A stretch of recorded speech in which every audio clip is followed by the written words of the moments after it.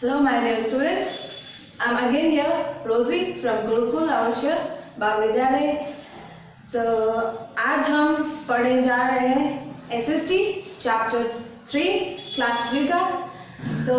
इस चैप्टर का नाम है आवर प्लैनेट। अर्थ के बारे में जानेंगे, तो आइए देखते हैं क्या क्या जानते हैं।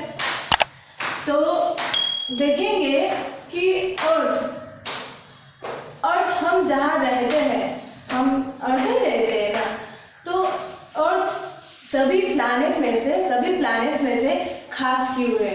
अर्थ को एक खास प्लैनेट बोला जाता है, और खास क्यों है आइए देखते हैं क्या क्यों। अर्थ और स्पेशल प्लैनेट, अर्थ को क्या बोलते हैं? Special planet. सभी प्लैनेट्स में से अर्थ स्पेशल प्लैनेट है। It is our home and blessed with natural gifts like mountains, plants, oceans, rivers, birds, animals, etc. So, अर्थ को खास बोलते हैं, ये हमारे घर है, हम अर्थ में रहते हैं, ये हमारा अर्थ हमारा घर है। और दूसरी बात, अर्थ जो है वो प्राकृतिक उपहारों से भरपूर है, जैसे mountains, plants, oceans, rivers, birds, animals. Earth में माउंटेन्स भी है, और देखा जाए तो प्लेन्स भी है, माउंटेन्स भी है, प्लेन्स भी है, प्लांट्स भी है, और समुद्र भी है, रिवर्स नदियां भी है, बर्ड्स है, एनिमल्स है, हम ह्यूमन बीइंग्स है। ये सब चीजों से भरा हुआ है अर्थ, और ये सब प्राकृतिक चीजें हैं, और ये क्या है? प्रकृति ने उपहार दिया है। तो हम ये सब दूसरे प्लैनेट्स में पाए जाते हैं क्या? आज तक तो नहीं पाया है। तो यहाँ से ही पता चलता है कि बाकी प्लैनेट्स में से हमारे अर्थ बहुत ही खास है। The heavenly bodies such as the sun, the moon and the stars can be seen from the earth. यहाँ से अर्थ में रहकर हम लोग क्या क्या देख सकते हैं? मून देखते हैं, जो सुबह से शाम तक हमें रोशनी देते हैं। मून रात में रोशनी देती है, और सन दिन में। हम यहाँ से सन दिख सकता है, हमको सन भी दिखता है, मून्स भी दिखता है, और रात में स्टार्स भी दिखते हैं। यहाँ से रात में सन, स्टार्स, मून्स, ये हेवनली बॉडीज जो है दिखता है। तो अर्थ बहुत ही खास प्लैनेट है। तो अब आगे, अर्थ का एटमॉस्फेयर कैसा है? The presence of air makes our earth special. हमारे धरती में क्या है? एयर पाया जाता है। एयर है जो हम सांस लेते हैं। ये हवा का अर्थ में उपस्थित होना ही अर्थ के लिए बहुत खास है। All living things need air to breathe. हाँ, हमने पिछले कुछ क्लास में जाने थे कि हम लिविंग थिंग्स को क्या चाहिए होता है? एयर चाहिए होता है इस यहाँ पर जिंदा रहने के लिए। तो all living things breathe air, सही है? हमने पढ़े थे ना? All living things need air to breathe. We cannot see or touch it. क्या हम हवा को छू सकते हैं? नहीं छू सकते। देख सकते हैं? नहीं देख सकते।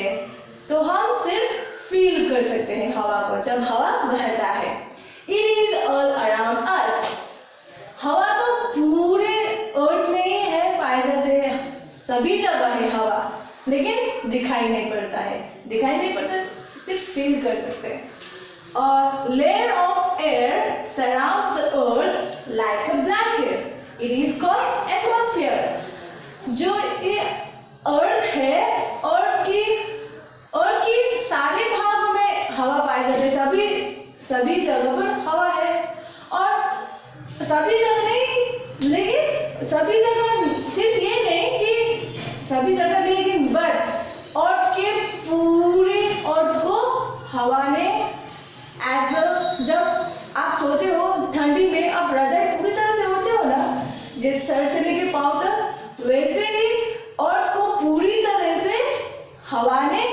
कर रखा है एज अ ब्लैंकेट, रजाई की तरह। अर्थ को पूरी तरह से हवा ने कवर किया है और उस ब्लैंकेट को हम बोलते हैं एटमॉस्फेयर। हम क्या बोलते हैं? Atmosphere. A layer of air surrounds the earth like a blanket. It is called atmosphere. इसको हम क्या बोलते हैं? एटमॉस्फेयर। तो अब आगे देखते हैं क्या है। Shape of the earth. The shape of the earth is spherical. तो हम जहाँ रहते हैं और उसका शेप कैसा है? तो 500 साल पहले जब ये किसी को नहीं पता था कि अर्थ कैसा दिखता है, क्या है, कैसा है, तब 500 साल पहले एक स्पेन का सेलर जिसका नाम है फर्डिनेंड मैगलेन ने क्या किया कि अपने कुछ सेलर के साथ, दूसरे सेलर के साथ एक जर्नी स्टार्ट की। तो उसने पश्चिम की तरफ सेल करना शुरू कर दिया और 3 साल बाद फिर वापस वो सेल करते करते समुद्र में सेल करते करते वापस जहां से शुरू किया था वहीं आ पहुंचे। और यहीं से हमको पता चला कि अर्थ कैसा दिखता है, अर्थ का शेप कैसा है? स्फेयर। लेकिन जब तक इंसान ने जाना नहीं था कि अर्थ का शेप कैसा है, उससे पहले सभी को ये लगता है कि अर्थ फ्लैट है, ये फ्लैट। अगर आप यहाँ हैं तो आप इधर बहुत दूर तक जाओगे तो गिर जाएंगे, इसीलिए ज्यादा दूर तक इंसान ट्रैवल नहीं करते थे डर की वजह से, ताकि वो गिर न जाए। सभी को लगता था कि अर्थ फ्लैट है। तो ये स्पेन का मैगलेन ने स्टार्ट किया जर्नी फ्रॉम वेस्ट और वापस 3 साल बाद वही जगह पहुंचे। तो यही से पता चला कि अर्थ राउंड है। हम नॉर्मली पूछा जाए तो हम बोलते हैं कि अर्थ इज राउंड। तो आइए देखें, the shape of the earth is spherical. तो अर्थ का शेप एक्चुअली में कैसा है?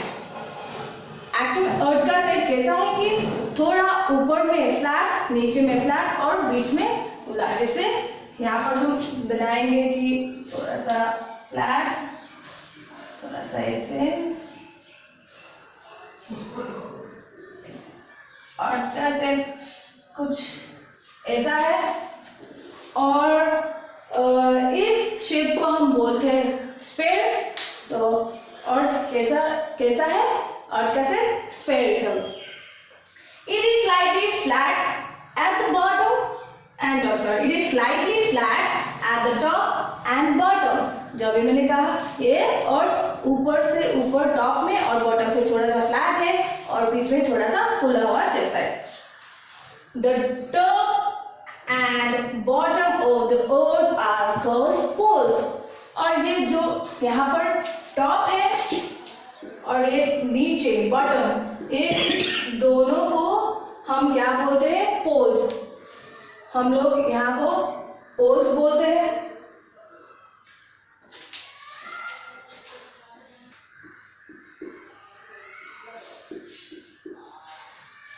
तो हम ये दोनों को हम टॉप और बॉटम को हम क्या बोलते हैं? पोल। सो ऊपर वाले भाग को हम ये ऊपर वाले पोल को बोलते हैं नॉर्थ पोल। ऊपर वाले पोल को हम बोलते हैं नॉर्थ पोल और नीचे वाले पोल को हम बोलते हैं south pole. The top and the bottom of the earth are called poles।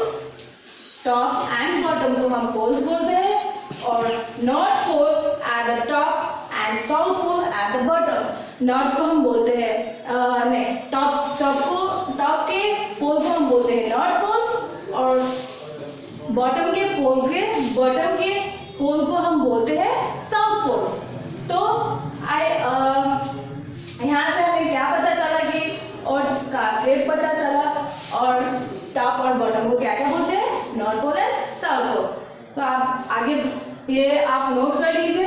अब ये हम मिटाने जा रहे हैं, तो आइए इसके आगे देखते हैं क्या क्या है। अब हम ये मिटाएंगे, आप प्लीज नोट कर लीजिए। तो स्टूडेंट्स, हमें जान गए अर्थ के बारे में थोड़ा बहुत। अब हम जानेंगे कि अर्थ का पानी और जमीन के बारे में कुछ जानेंगे। देखते हैं, land and water. The earth is covered with 70% of water and 30% of land. हमारे पृथ्वी जो है वो पूरे 100% में से 70% क्या है, पानी है, और 30% लैंड। पूरे अर्थ में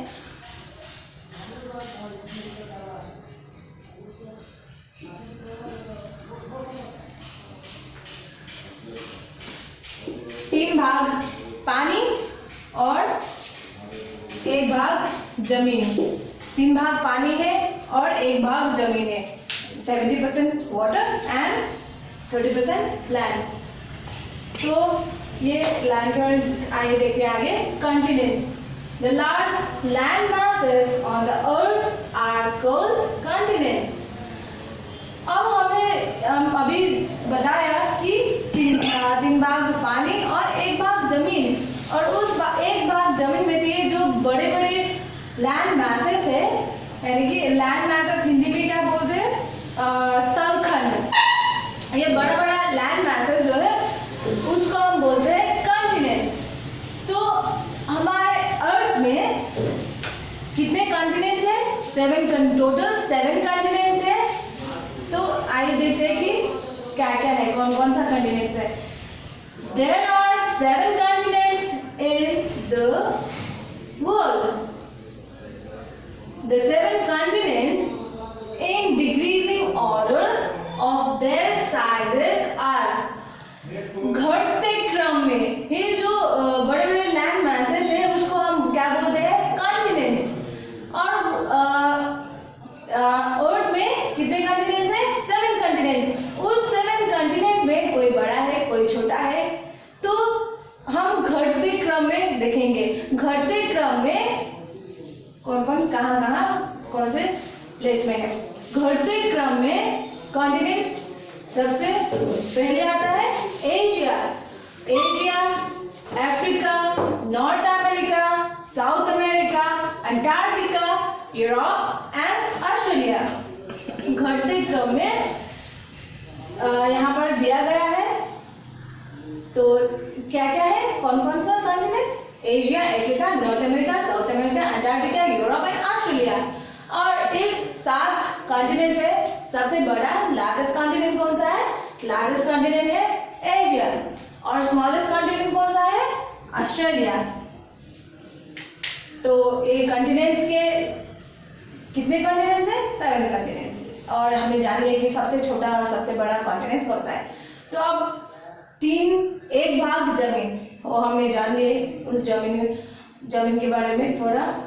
और ये कॉन्टिनेंट्स के अंदर आता है क्या?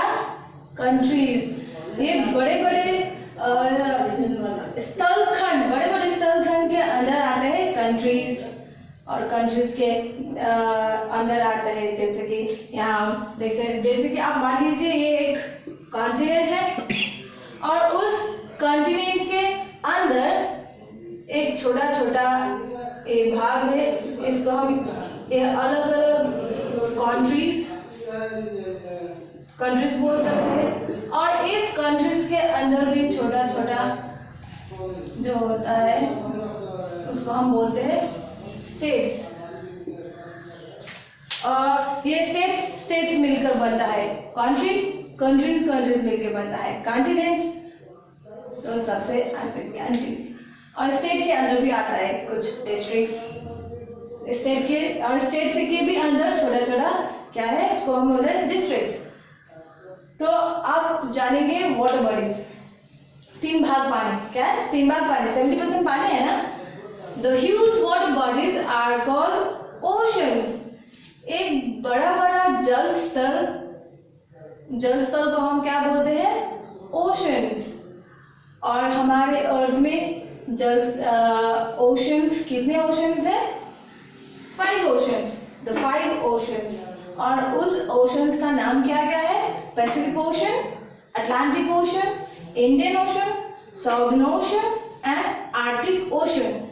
हमारे अर्थ में 5 ओशंस है और उसका नाम यहाँ पर दिया गया है।